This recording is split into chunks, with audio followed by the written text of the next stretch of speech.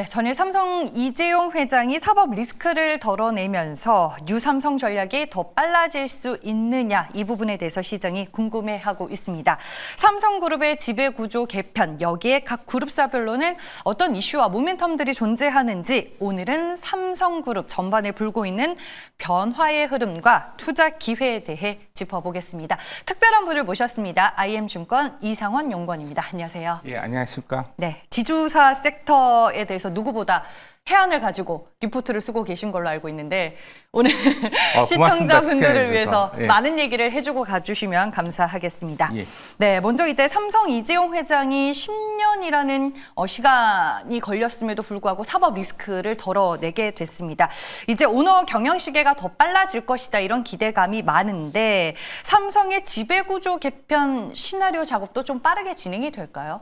아무래도 그렇죠. 이제 사법 리스크가 벗어났기 때문에 지배구조에 대한 개선 방향으로 경영이 시작될 텐데, 앵커님이 지금 질문 주신 거는 거의 처음이자 마지막 그 핵심 질문입니다. 네. 앞으로 지배구조 개선의 시나리오가 어떻게 될 거냐, 그거 말씀드리겠습니다. 그걸 말씀드리기 전에 삼성그룹의 소유구조부터 말씀드리겠는데, 삼성그룹 같은 경우는 이제 삼성물산을 이재용 회장이 17%로 대주주 역할을 하고 있고, 삼성물산이 또 삼성생명을 20% 갖고 있습니다. 그 다음에 삼성생명이 삼성전자를 8.3%, 또 삼성물산이 삼성전자를 5% 가지고 있고, 삼성전자가 대부분의 삼성그룹 회사를 갖고 있는 실질적인 지주회사 역할을 하고 있습니다. 그렇기 때문에 물론 시가총액도 가장 크고 삼성그룹에서 이익도 가장 많이 나는 회사가 삼성전자이지만은 지주사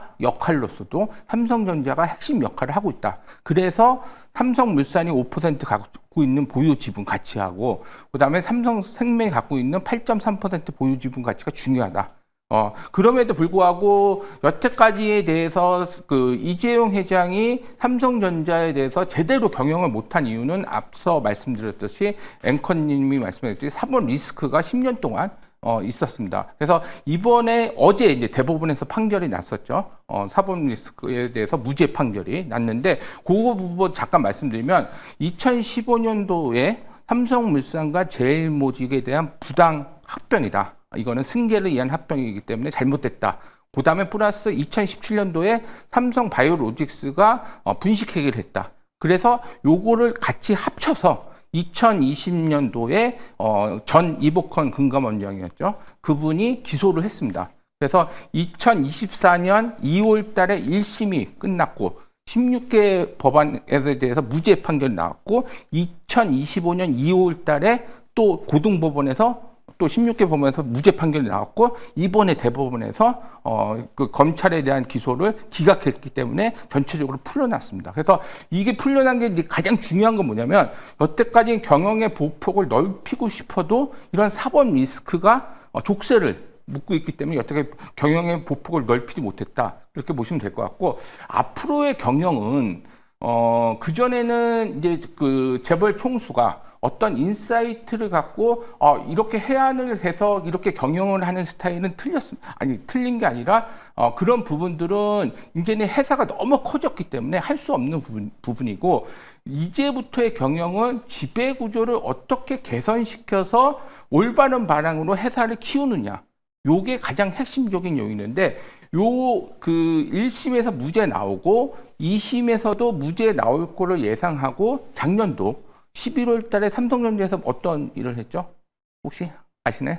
삼성전자에서 10조 원 자사주 매입을 발표했습니다. 1년 동안. 이거는 이재용 회장이 앞으로 사법 리스크가 벗어났었을 때 지배구조 개선 방향으로 할 수 있는 하나의 그 경영의 기반을 마련하기 위해서 작년 11월 달에 삼성전자에서 10조를 매수했고, 그 다음에 또 4월 달에 하나 발표를 했죠. 뭘 발표했냐면, 삼성 바이오로직스를 인적 분할해서 하나는 그냥 삼성 바이오로직스 하나 있고 삼성 에피스 홀딩스로 한 건데, 여기서 지배구조의 핵심에서 개선 요인은 뭐냐면 이해상충을 해소시키는 겁니다. 근데 삼성 바이오로직스 밑에 삼성 바이오 에피스가 있기 때문에 이해상충 사항이 발생되기 때문에 이재용 회장 지하에 지배구조를 개선시키기 위해서 그런 인적 분할을 해서 지배구조를 개선시키는 부분이 있었습니다. 그래서 요게 먼저 단계라고 하면은 앞으로는 삼성전자에 대해서 지배구조를 어떻게 개선시키는 방향으로 하면서 삼성전자의 시가총액을 끌어올리는 작업을 할 건데 그 중에 첫 번째 작업은 지금 이재용 회장이 2022년 10월 달에 회장으로 임명이 됐지만은 등기 임원으로는 못 들어갔습니다. 왜냐하면 아까 사법 리스크가 있었기 때문에. 그래서 이제는 앞으로는 등기 임원으로 임시주총회를 통해서 등기 임원으로 들어가면서 지배구조 개선 방향을 진주지휘할 겁니다. 그래서 아까 자사주 매입에 대해서 10월까지 하는 것들에 대해서 뭐 소각을 발표한다든지 그런 것들에 대한 지배구조 역할을 분명히 할 것 같고,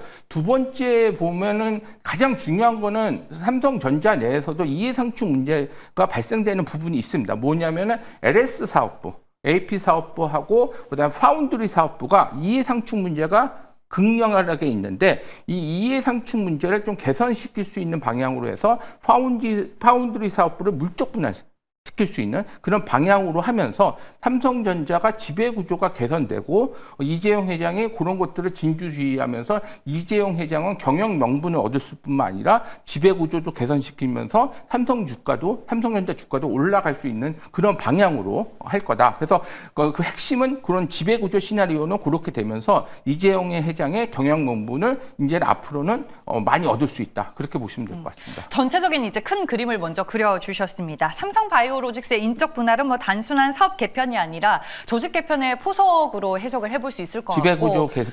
그러니까요. 그리고 지배구조에 있어서 이제 핵심은 결국에 키는 삼성물산과 이제 삼성생명일 것 같은데, 삼성생명도 지금 보험업법 개정안이 통과가 되면 시가평가로 적용이 되면서 삼성생명이 보유한 삼성전자의 지분을 이제 또 처분을 해야 되는데, 이거는 또 어떻게 되는 거예요, 그러면?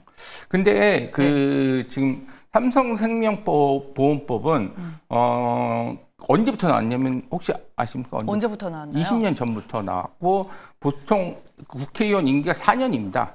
4년이기 때문에 그 회기 동안에 지금 22대죠. 그래서 회기 동안에 냈다가 그게 이제 통과되지 못하고 넘어가면은 폐기가 됩니다. 그럼 20년 동안 지금 계속 반복을 하고 정무위원회에 올라가지도 못한 법입니다. 그런데 지금 떠들고 있는 거는 언론에서 아니면 애널리스트가 떠들고 있는 거지, 지금 법안에 대해서 그 협의조차 할 기미도 안 보이는데, 이 삼성생명법이 통과될 확률은 제가 봤을 때는 1%도 안 된다. 그렇게 보시면 되고, 아니면 이 논의를 하고 채택을 해야 되는데 논의조차 안 되는 법 같고, 20년 동안 이게 레퍼토리였습니다. 그래서 이거에 대해서 삼성생명법은 저는 뭐 거의 통과될 확률이 없는 법 같고, 자꾸 가정을 하는 거는 시나리오상 옳지 않다고 좀 생각을 합니다.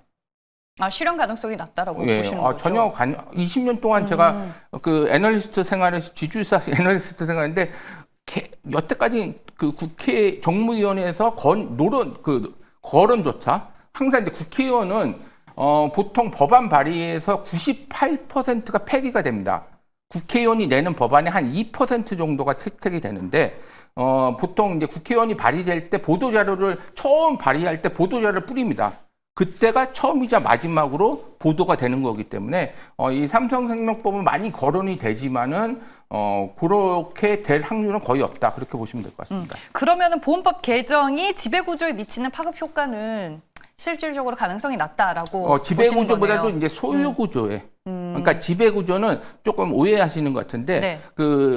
기업을 둘러싼 이해관계자의 관계를 조율하는 메커니즘이 지배구조고, 그러기 위해서는 이사회를 잘하고 감사를 잘하고 주주총회를 잘한다. 그게 이제 지배구조로서의 개선. 아까 그래서 제가 기업구조 개편하면서 이해상충 문제를 해소시키는 게 지배구조를 개선시키는 거지, 뭐 소유구조가 어떻게 됐다는 거는 지배구조랑은 다른 말입니다. 그래서 네. 소유구조 개편은 전혀 없을 거라고 보고 있고, 네. 그런 의미에서 삼성전자에 대해서 이건희 회장이 4.2%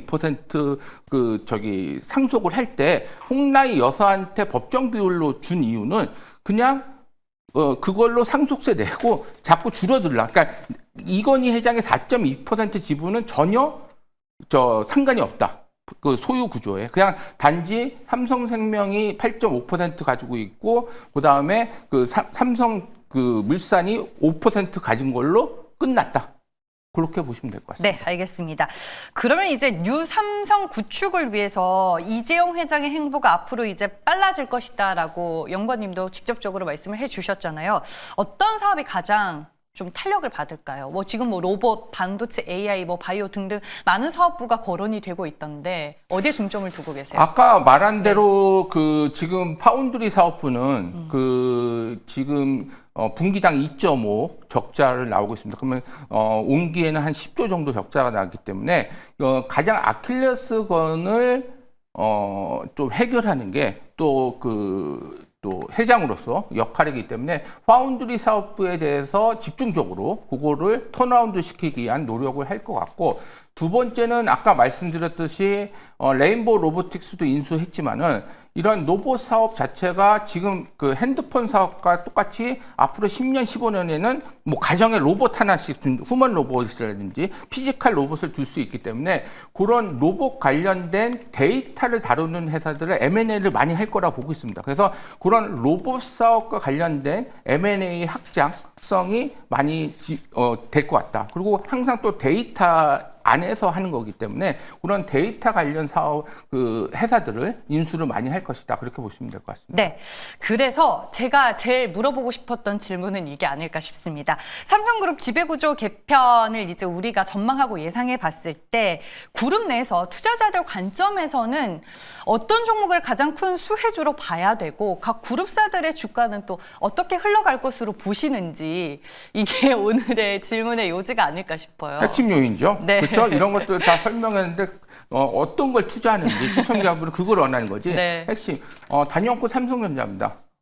삼성전자는 왜냐하면 아까 말씀드렸듯이 여러 가지 파운드리 사업부가 물적 분할돼서 턴어라운드 된다면 그 가치의 상승이 엄청나게 오를 수 있는 부분이 있고, 또 로봇 관련 데이터 사업이라든지 M&A를 하게 되면 또 가치를 올릴 수 있는 부분이 있고, 두 번째는 수급적인 요인인데 작년도에 외국인이 그 매도를 하면서 삼성전자가 대응을 못한 것도 있지만은 우리나라를 매도하면서 상당 부분에 대해서 삼성전자의 매도가 있었습니다. 그래서 외국인 지분율이 작년만 한 7% 정도 줄었기 때문에 지금은 4월달, 5월달부터 그 삼성전자의 매도 속도가 느려지면서 다시 매수하는 부분이 있어서 그런 그 외국인의 매수 플러스 삼성전자의 턴어라운드 가능성, 그런 부분들이 붙여서 삼성전자가 가장 큰 수혜. 그리고 이재용 회장도 당연히 지주사 경영을 신경 써야죠. 어디가 지주사죠? 삼성전자죠. 그러니까 삼성전자가 잘 돼야지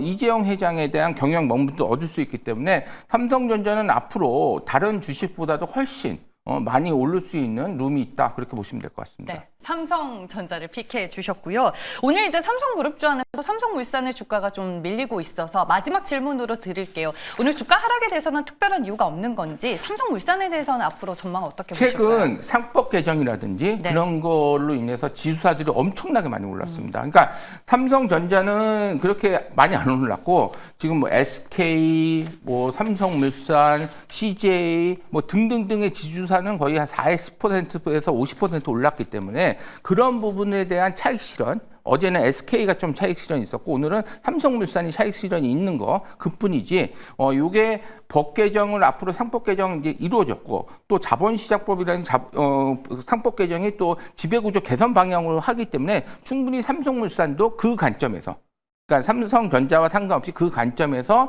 매수 기회가 있을 거라고 보고 있고, 삼성전자는 삼성전자 나름대로 그런 이재용 회장이 지배구조 개선을 이끌면서 가치가 상승하는 부분이 분명히 있을 것이다. 그렇게 보시면 될 것 같습니다. 네, 알겠습니다. 삼성그룹 전반에 불고 있는 변화의 흐름, 그리고 삼성그룹주들에 대한 주가 흐름 전망을 해봤습니다. 지금까지 IM증권의 이상원 연구원과 함께했습니다. 고맙습니다. 네, 고맙습니다.